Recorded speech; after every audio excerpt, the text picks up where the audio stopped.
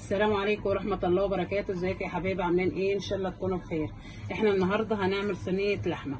صينية اللحمة دي يا حبايبي دول 4 بصلات زي ما حضراتكم شايفين كده، ودول حبتين طماطم وفلفله الوان وفلفله حمراء وفلفله صفراء من اللي هما الالوان، وعلى حسب ما بتحبوا. لو عايزينها تبقى مشطشطه كده شويه هتحطوا فلفل حامي، لو عايزينها مش حامي مش مشطشطه حطوا فلفل رومي.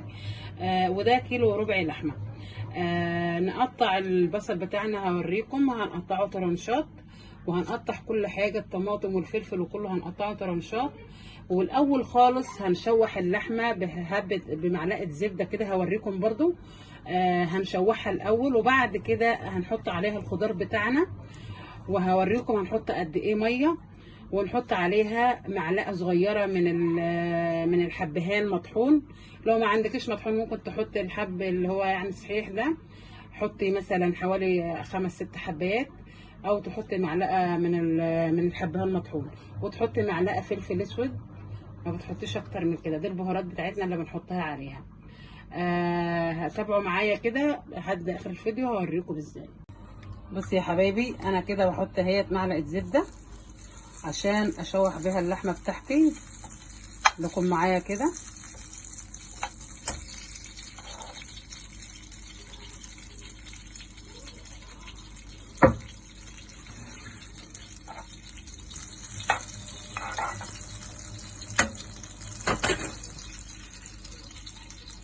واشوح اللحمه بتاعتي كده.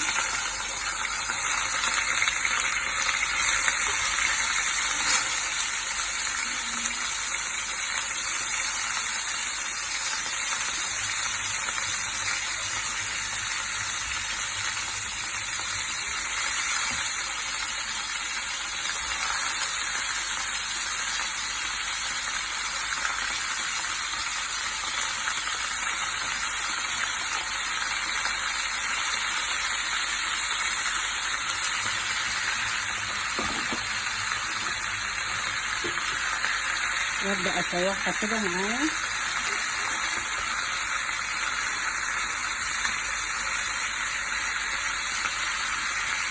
تاخد تشويحه كده، وبعد كده احط عليها الخضار. هنقولها في حاجه اكبر بقى، واحط عليها الخضار وتستوي نص تسويه، وبعد كده احطها في الفرن بتاعي تكمل السوا بتاعها في الفرن. تبقى حلوه جدا طبعا. نعملها جنب صينيه رقاق العيد، كل عام وانتم طيبين. ممكن نعملها كمان جنب صينيه رقاق العيد، بتبقى حلوه جدا. تعملها جنب صينيه مكرونه نجريسكو، تعجبكم جدا جدا. يعني دي حاجه كويسه كل الناس يعني تحبها.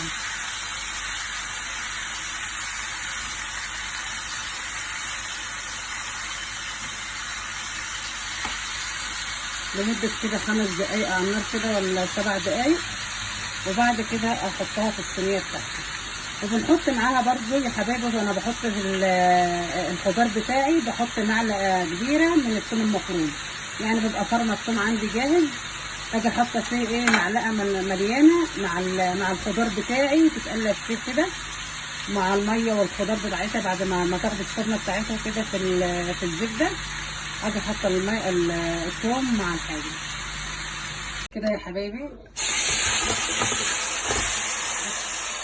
هي اللي هعمل فيها اللحمه بتاعتي.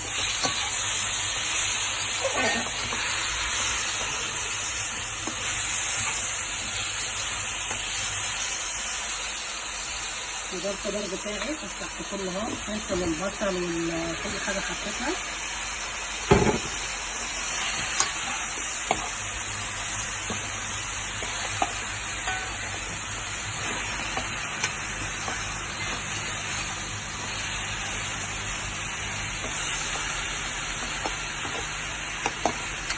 نحط كله مع بعض كده. ودي معلقه صغيره حبهان، ده حبهان انا طحناه، بيبقى حلو جدا. ودي معلقه فلفل اسود،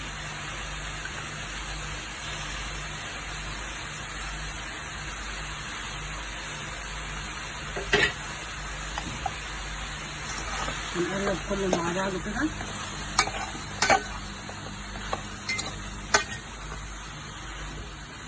تبقى حلوة جدا، طعمها لذيذ، لو عملتها تعجبكم جدا جدا. وكده دول 4 كوبايات ميه بكوبايه العسل. الكوبايه دي يعني دول 4 كوبايات ميه بكوبايه العسل.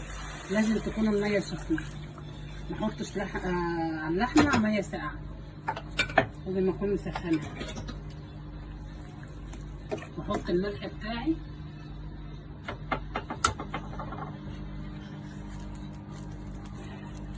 احط مبدئيا معلقه صغيره،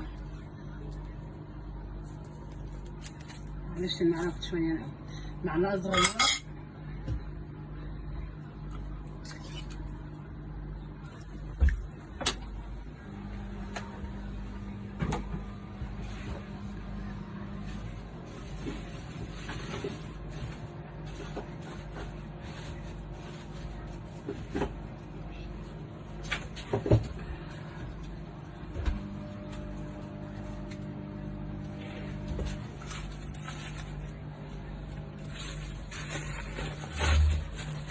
انا عندي بقى بعمل الثوم في الفريزر وجمده، يعني دي مقدار معلقه كبيره، يعني معلقه من المعلقه الكبيره، بتدي طعم كويس جدا للحمه.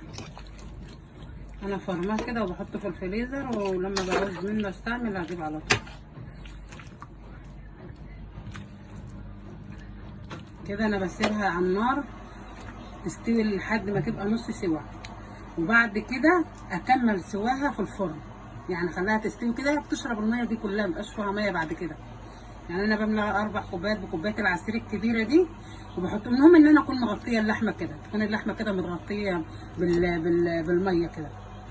واجي بعد ما تستوي نص سوا كده او ازود شويه، اجي مدخلها الفرن بتاعي تكمل السوا فيه، وهوريكم بعد التسويه. خدها استوي كده. كده يا حبايبي صينيه اللحمه اهيت بعد ما سويناها بعد بالشكل الجميل ده. انا زودت كوبايتين ميه تاني عشان اوقات اللحمه بتعوز معانا سوا كتير، وبعدين احنا بنعمل اللحمه الصينيه دي اكتر حاجه اللي هي عرق فليتو او الموزه، عشان ما بتاخدش سوا معانا كتير. ديت كده خدت معانا في الاول يعني على البوتاجاز كده، حطيتها لمده ساعه وربع كده، وحطيتها في الفرن ساعه الا ربع، يعني خدت كله بتاع ساعتين لما طلعت بالشكل الجميل ده.